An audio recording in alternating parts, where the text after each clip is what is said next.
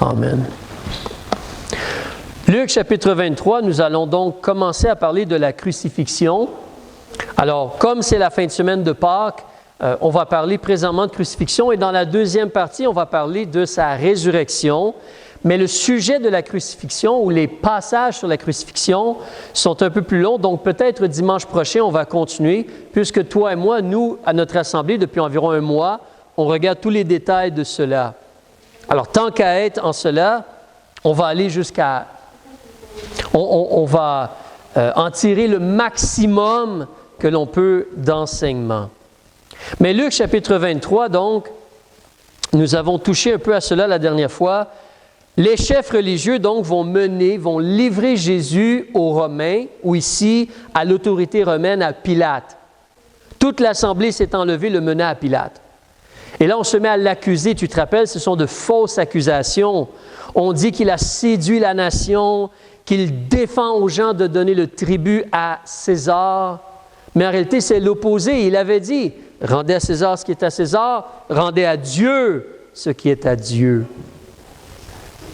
Verset 3, Pilate va interroger Jésus et lui dit, « Es-tu le roi des Juifs? » Et Jésus lui répondit, « Tu le dis. » Ce que je veux surtout vous faire remarquer ce matin, qu'on veut considérer, nous, en tant que disciples de Jésus, et même pour le monde en général, Pilate, qui était l'autorité, lorsqu'il a regardé Jésus et considéré la situation, il a reconnu que Jésus était innocent. Si tu regardes au verset 4, justement, Pilate, il a dit aux principaux sacrificateurs et au peuple qui poussaient pour qu'on juge puis qu'on tue Jésus, il leur dit clairement, « Je ne trouve aucun crime en cet homme.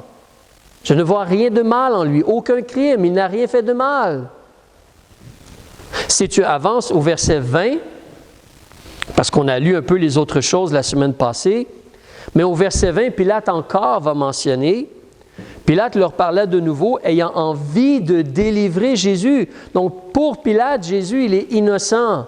On devrait le libérer. Il a le désir de faire cela. Nous tournons la page, mais la foule, nous savons, poussée par les chefs, à la place vont crier « Non, crucifie-le! Ne le laisse pas aller libre, crucifie-le! » Et donc Pilate leur dit pour la 3e fois, « Mais quel mal a-t-il fait? » Alors tu peux t'imaginer, là, s'il y a un juge, s'il y a un policier ou des policiers, si l'autorité elle est là, puis on réalise que la personne qu'on veut tuer ou se débarrasser d'eux, il est complètement innocent. Mais la foule, toi tu es là avec tes soldats, peut-être la garnison romaine, mais la foule, elle demande absolument que tu te débarrasses de lui, incité par les chefs religieux. Mais lui, il dit, « Quel mal a-t-il fait? Je n'ai rien trouvé en lui qui soit digne de mort. Je vais donc le châtier, puis je vais le relâcher. » Mais eux, ils ont insisté, demandant à grands cris qu'il fût crucifié. Et là, leurs cris et ceux des principaux sacrificateurs redoublaient. Les gens étaient encore plus fâchés ou plus insistants et comme hargneux peut-être dans le sens comme « Fais cela, fais cela, fais cela! Débarrasse-nous de lui! » Donc au verset 24, qu'est-ce que Pilate fait? Bien, il fléchit ou il se soumet à ce qu'eux demandent. Il fait la chose facile de satisfaire la foule. Pilate prononça que ce qu'il demandait fut fait. Mais là, n'oubliez pas, ça c'est l'autorité, là. C'est lui qui doit s'assurer de rendre la justice. En passant, vous avez probablement réalisé que lui, il va devoir rendre compte aux Romains qui l'ont établi là. Il va devoir rendre compte à César parce qu'on l'a mis là pour faire régner la justice et la paix. Les Romains avaient un système de justice. Vous voyez Paul, quand il va en cours, il demande justice, puis on s'assure que les gens l'accusent. Donc, ce n'était pas parfait. Aucun système humain est parfait. Mais techniquement, il y avait un système de justice. Et ici, tu vois donc, Il n'est pas vraiment mis en jugement. C'est comme si on a tout fait pour se débarrasser de lui. Mais Pilate, donc, prononce que voilà. Et verset 25 en ajoute en disant qu'il leur a relâché celui qui avait été mis en prison pour sédition. Sédition, c'est quand tu t'élèves contre l'autorité. Et pour meurtre. Donc, un meurtrier et un homme qui était contre l'autorité, à la place, a été libéré quand cet homme-là, il est innocent. On accusait Jésus de faire la sédition, mais un qui a vraiment fait la sédition est libéré à sa place. Pilate le libère. Et à la fin du verset 25, la dernière phrase, on te dit, ou les derniers mots, on te dit que et il abandonna Jésus à leur volonté. Ça, c'est ce que Pilate a choisi de faire. Et il avait l'autorité, il a choisi de juste faire la chose facile et simple. On va satisfaire la foule, on va juste abandonner Jésus à leur volonté. C'est vraiment triste. Si tu veux te diriger en Marc chapitre 15, Matthieu chapitre 27 auparavant, désolé, Matthieu chapitre 27, on va débuter au verset 17.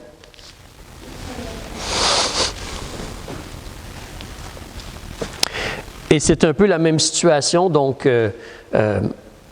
Pilate pose des questions à Jésus et les gens demandent Barabbas au lieu de Jésus. Mais au verset 17, comme ils au pluriel étaient assemblés, Pilate leur dit, « Lequel voulez-vous que je vous relâche? Barabbas? » Et Pilate sait, il est là pour avoir fait un meurtre. Il y a des raisons, il est possible qu'en réalité, Barabbas aurait tué des gens romains en essayant de s'élever contre l'autorité romaine. C'est une sédition, donc il a voulu agir contre l'autorité. Mais là, Pilate va laisser aller cet homme-là, Barabbas. Et voilà Jésus à la place qui est innocent. Mais il demande, lequel voulez-vous que je vous relâche, Barabbas ou Jésus qu'on appelle Christ? Verset 18, parce qu'il savait, Pilate savait que c'était par envie qu'il l'avait livré. Il n'était pas stupide, Pilate, là. Il comprenait très bien ce qui se passait. Mais il a fait un choix. Il a fait un choix qui était facile. Il savait que c'était par envie qu'il l'avait livré. Et même, tu as déjà lu cela, mais il y a eu une autre chose qui s'est produite, comme peut-être dans la grâce de Dieu, au verset 19, pendant qu'il est assis sur le tribunal pour juger la cause de Jésus, sa femme lui a envoyé un message. Sa femme lui a envoyé dire, « Ne te mêle point de l'affaire de ce juste. » Tout le monde réalisait qu'il était juste. « Car j'ai beaucoup souffert aujourd'hui en songe à son sujet. » Elle a eu une nuit extrêmement difficile, donc avec des songes, des rêves, ou ainsi de suite, et elle lui envoie un message. « Éloigne-toi de cette situation-là, ne te mêle pas de cela, recule-toi. Recule-toi. » D'une certaine façon, Pilate aurait pu dire aux Juifs, « Occupez-vous de cela, c'est vos affaires. » Et là, si les Juifs essaient de tuer quelqu'un, il aurait pu ensuite punir les Juifs.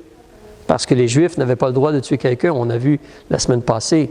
Mais Pilate reste là. Donc, au verset 20, les principaux sacrificateurs et les anciens ont persuadé le peuple. Ce n'est pas seulement le peuple, là. Ils sont poussés par leur chef. Demandez Barabbas et faites périr Jésus à la place. Alors, le gouverneur Pilate reprend la parole et leur dit, comme encore, « Lequel des deux voulez-vous que je vous relâche? » Il vient d'avoir le message de sa femme, là.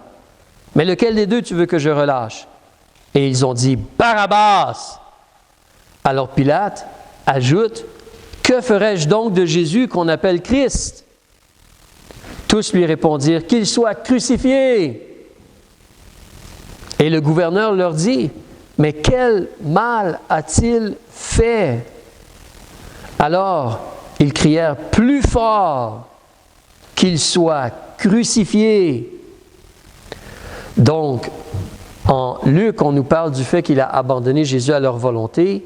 Ici, en Matthieu, on nous donne un peu plus d'informations.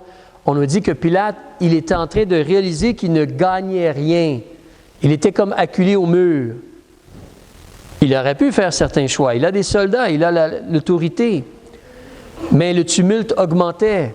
Donc, il a choisi de juste prendre de l'eau et se laver les mains. Une chose vraiment manquer de courage pour faire la bonne chose. Il a pris de l'eau, il s'est lavé les mains devant le peuple en disant « Je suis innocent du sang de ce juste. C'est à vous d'y penser. » Non, parce que c'est toi qui vas le faire tuer. C'est toi qui donne l'ordre. Alors, mais je suis innocent du sang de ce juste. C'est à vous d'y penser. Et le verset suivant est frappant parce que tu vois donc le choix comme des chefs et de la nation. Tout le peuple qui était là a répondu que son sang retombe sur nous et sur nos enfants.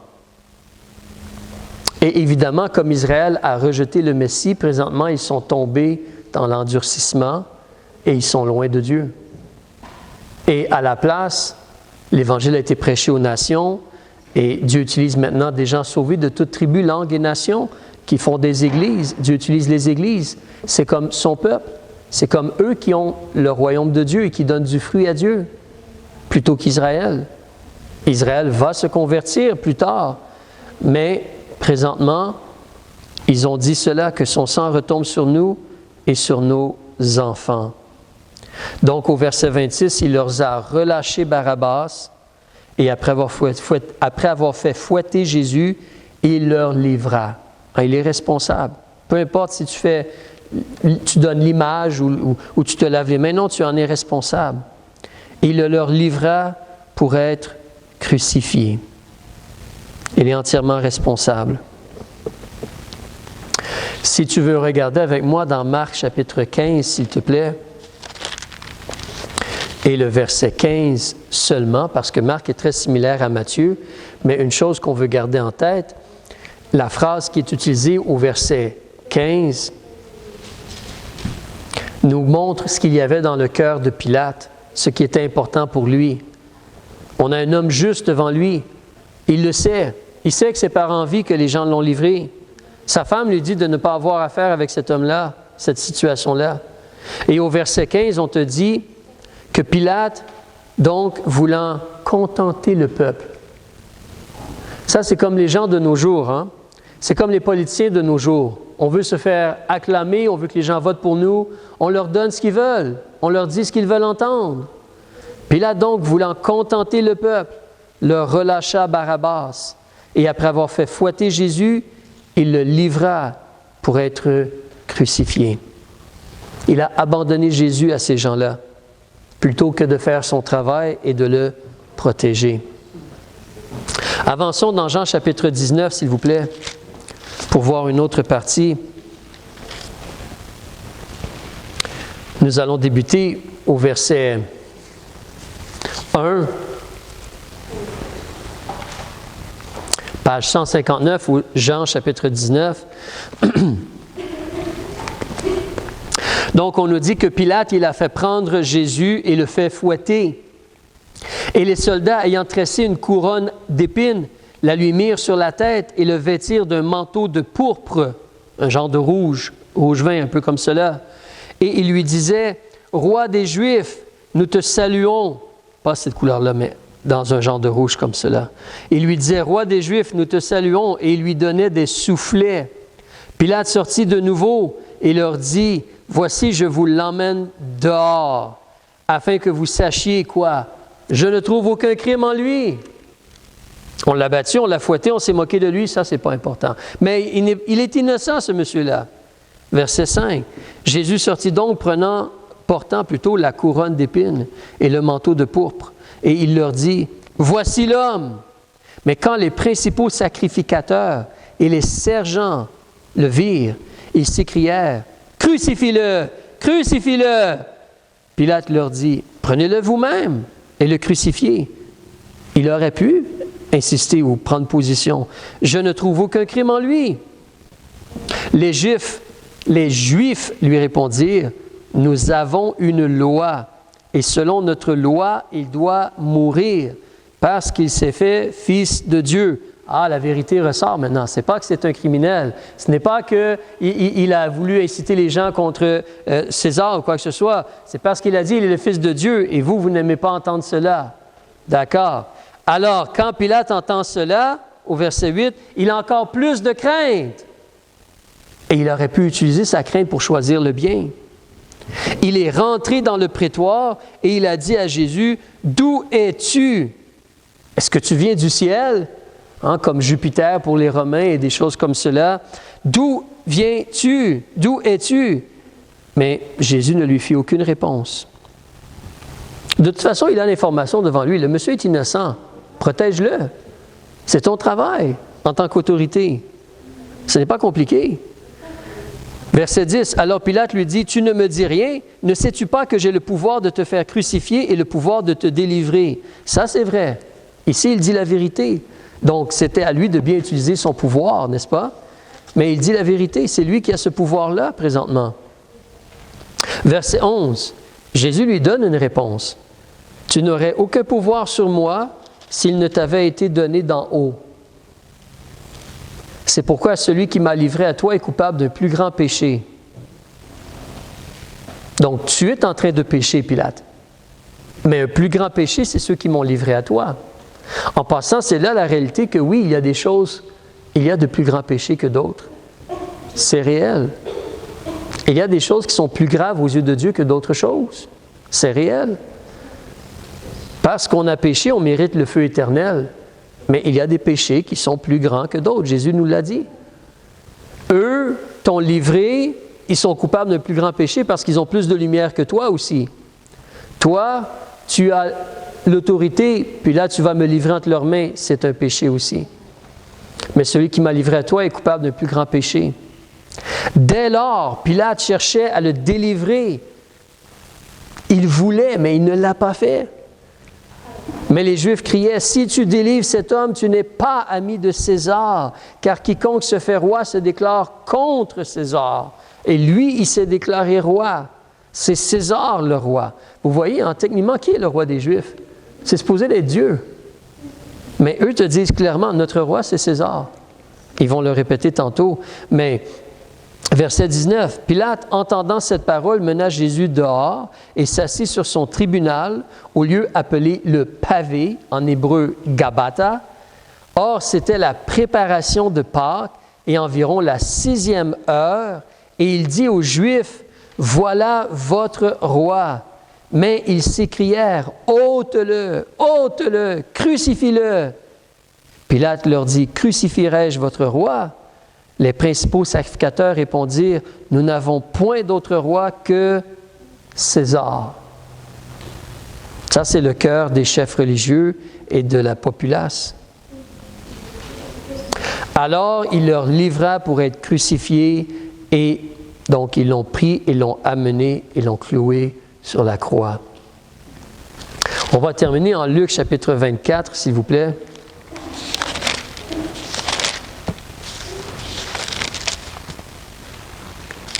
Que dis-je? Chapitre 23. Désolé. Mes yeux me jouent des tours. Luc chapitre 23, s'il vous plaît. Nous allons débuter au verset 32, lorsqu'on va crucifier ou clouer Jésus sur la croix, et clore avec la fin de l'histoire ici, lorsqu'il est sur la croix. Mais on nous mentionne au verset 32, donc, lorsqu'on a amené Jésus, on a amené aussi 2 autres malfaiteurs pour les faire mourir avec lui. Il a été, comme la parole de Dieu disait, il a été mis au rang des malfaiteurs. Donc, verset 33, « Quand ils furent arrivés au lieu appelé Calvaire, ou le crâne, ou Golgotha. » C'est pour ça qu'on chante à Golgotha ou à Calvary en anglais. Alors, ça c'est l'endroit où Jésus a été crucifié. Donc, la montagne ou l'endroit, ça ressemblait à un crâne humain, la forme de. Mais au lieu appelé Calvaire, ils le crucifièrent là et les malfaiteurs, l'un à droite et l'autre à gauche. Mais, n'oublie pas, là, Jésus, en réalité, il n'a pas dormi de la nuit. Il s'est fait arrêter pendant la nuit. Il s'est fait frapper. Et quand on le frappait, on mettait quelque chose pour le couvrir afin qu'il ne sache pas. « Ah, tu es prophète, donc paf, dis-nous qui est en train de te frapper. » Donc, on se moquait de lui, on le frappait. Il avait mal, on se moquait de lui. tout le monde l'a abandonné aussi. Tous ses disciples l'ont abandonné. Pierre l'a renié. Il s'est tourné puis il a regardé Pierre. Tout cela se produit dans la même nuit. Il est frappé. Puis par la suite, il est frappé par les soldats romains. Il est fouetté, il est moqué publiquement. Donc, il est vraiment écrasé sous le poids de toutes ces choses-là. Et là, on l'emmène pour être crucifié, probablement physiquement affaibli en plus et émotionnellement. Et sachant que là, c'est comme si nos péchés, comme la Bible nous dit, c'est pas comme si, c'est que nos péchés vont être placés sur lui et le fardeau de nos péchés et la condamnation que l'on mérite va être tombé sur lui. Mais ici, Jésus, avant d'être crucifié, quel est son cœur? Il dit, « Père, pardonne-leur, car ils ne savent ce qu'ils font. » Puis, se partageant ses vêtements, ils les tirèrent au sort. C'est tout un exemple, n'est-ce pas? Lorsque tout le monde est contre nous et lorsque les gens veulent nous haïr ou se débarrasser de nous, en réalité, les gens sont responsables, mais sont aveuglés souvent par le diable, aveuglés par l'ennemi, par le mensonge, comme on a vu mercredi dans Jérémie, trompés complètement par le père du mensonge. Pardonne-leur, ils ne savent ce qu'ils font. Évidemment, les soldats ne comprennent pas tout ce qui est en train de se produire. Ce sont des soldats romains. À quel point est-ce qu'ils connaissent les écrits de Dieu? Mais puis, se partageant ses vêtements, ils les tirèrent au sort. Le peuple se tenait là et regardait, et les principaux se moquaient avec le peuple en disant, « Il a sauvé les autres, qu'il se sauve lui-même s'il est le Christ, l'élu de Dieu. » Les soldats aussi, en s'approchant pour lui présenter du vinaigre, se moquaient de lui et disaient, « Si tu es le roi des Juifs, sauve-toi toi-même. » Sauve-toi toi-même. On va arrêter ici ce matin, mais tu considères cela. Comme je dis, il y a d'autres choses qu'on peut regarder concernant la crucifixion de Jésus. On va en reparler la semaine prochaine, Dieu voulant. Mais on considère ici comment injustice, abandonné par l'autorité, frappé, battu, meurtri. En réalité, comme on a chanté tantôt, tout cela, il le supporte. Pourquoi? Pour que toi et moi, nous puissions être délivrés du jugement que nous méritons pour le mal que nous avons fait. Il fait cela pour toi et moi parce qu'il nous aime. Parce qu'il nous aime. C'est pourquoi c'est important pour nous de réfléchir, de considérer. Des fois, on peut penser, il y a des choses qui se passent dans notre vie, on va dire, « Ah, mais si Dieu m'aime, pourquoi il permet cela? Mais si Dieu m'aime, pourquoi ceci? » Non, un instant, Dieu a déjà montré qu'il t'aimait. Jésus a déjà démontré qu'il t'aimait. Regarde tout ce qu'il a subi et enduré. C'est là que c'est à nous plutôt d'aller vers lui et demander son soutien, demander sa grâce, demander sa force, demander son aide, sa patience. Parce qu'il comprend ce que c'est que de souffrir. Il comprend ce que c'est que d'avoir une injustice dans la vie. Il comprend ce que c'est que de vivre sur la terre et d'être rejeté par les gens. Il comprend très bien cela. Mais il faut aller à lui puis demander sa grâce, son aide et son soutien. Et avoir un cœur un peu comme lui où tout ce qu'on désire vraiment, c'est le pardon des gens. C'est la réconciliation des gens. Tu te rappelles en 2 Corinthiens chapitre 5, le ministère de la réconciliation. Nous sommes des ambassadeurs pour Christ et on encourage les gens à être réconciliés avec Dieu à travers le Messie, Jésus, la personne du Messie. Mais c'est un excellent exemple pour toi et moi afin de supporter les désagréments, supporter les épreuves, supporter, endurer les afflictions, les moqueries, les douleurs, le rejet et agir pour que les gens se convertissent. Intercéder pour que les gens se convertissent. La semaine prochaine, on va voir qu'est-ce que Jésus fait pendant qu'il est en train d'être crucifié. Pendant qu'il est crucifié, il va parler à quelqu'un et l'aider à se tourner vers lui pour être sauvé. Vous savez, l'un des larrons s'est converti. Alors Jésus, en train de mourir, va mener quelqu'un vers le salut. La personne a fait le choix. Jésus a juste dit, je te l'ai dit aujourd'hui, tu seras avec moi dans le paradis. Mais le monsieur, l'Esprit de Dieu a touché son cœur, puis le monsieur a décidé de croire. Mais jusqu'à la fin, on veut réconcilier les gens avec Dieu. On veut que les gens trouvent le pardon à travers le Messie, à travers lui-même. Alors, considérons ces deux choses-là ce matin. Quand on voit Jésus qui va être arrêté, frappé, battu, abandonné, et il doit accepter et supporter cela, comme porter notre croix et le suivre. Mais Jésus veut t'aider à porter ta croix. Jésus a déjà porté sa croix, il sait ce que c'est. Alors, on va terminer ici. Père, on te remercie